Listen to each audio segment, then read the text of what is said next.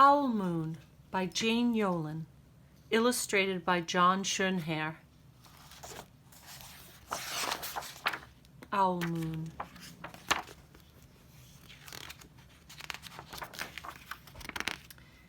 It was late one winter night, long past my bedtime, when Pa and I went owling. There was no wind.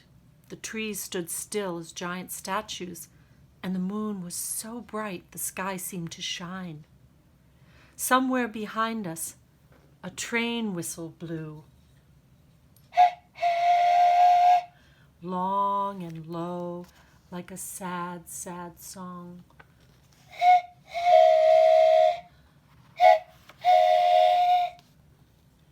I could hear it through the woolen cap Pa had pulled down over my ears. A farm dog answered the train.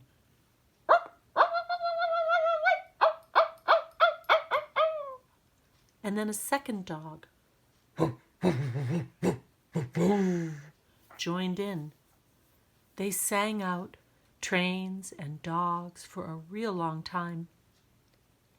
And when their voices faded away, it was as quiet as a dream. We walked on toward the woods, Pa and I. Our feet crunched over the crisp snow, and little gray footprints followed us. Pa made a long shadow, but mine was short and round.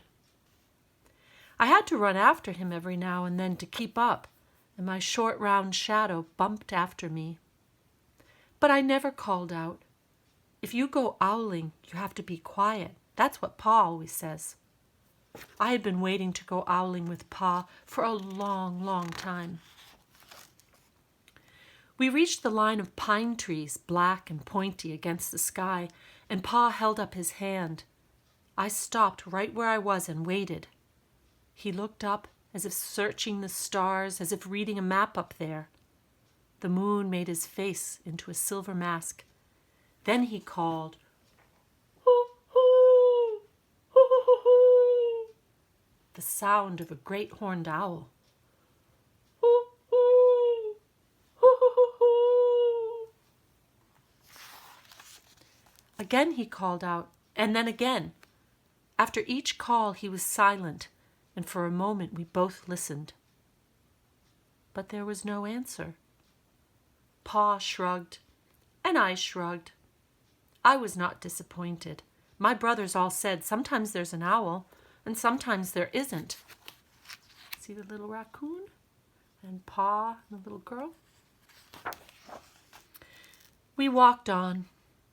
I could feel the cold as if someone's icy hand was palmed down on my back, and my nose and the tops of my cheeks felt cold and hot at the same time. But I never said a word. If you go owling, you have to be quiet and make your own heat. We went into the woods. The shadows were the blackest things I had ever seen. They stained the white snow.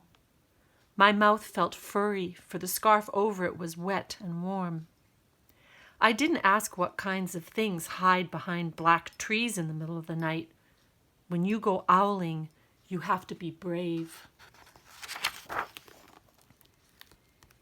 Then we came to a clearing in the dark woods. The moon was high above us. It seemed to fit exactly over the center of the clearing, and the snow below it was whiter than the milk in a cereal bowl. I sighed, and Pa held up his hand at the sound. I put my mittens over the scarf over my mouth and listened hard. And then Pa called, "Hoo, hoo, hoo, hoo, hoo, hoo, hoo, hoo, hoo, hoo." I listened and looked so hard my ears hurt and my eyes got cloudy with the cold. Pa raised his face to call out again, but before he could open his mouth, an echo came threading its way through the trees.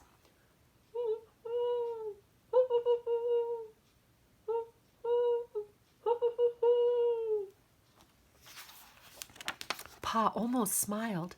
Then he called back, "Hoo, hoo, "Hoo-hoo!"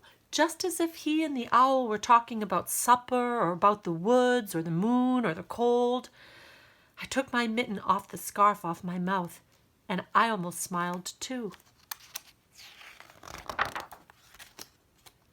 The owl's call came closer, from high up in the trees on the edge of the meadow. Nothing in the meadow moved. All of a sudden, an owl shadow, part of the big tree shadow, lifted off and flew right over us. We watched silently with heat in our mouths, the heat of all those words we had not spoken. The shadow hooted again. This is the owl, see? The owl, little girl in her paw. Pa turned on his big flashlight and caught the owl just as it was landing on the branch. For 1 minute, 3 minutes, maybe even 100 minutes, we stared at one another.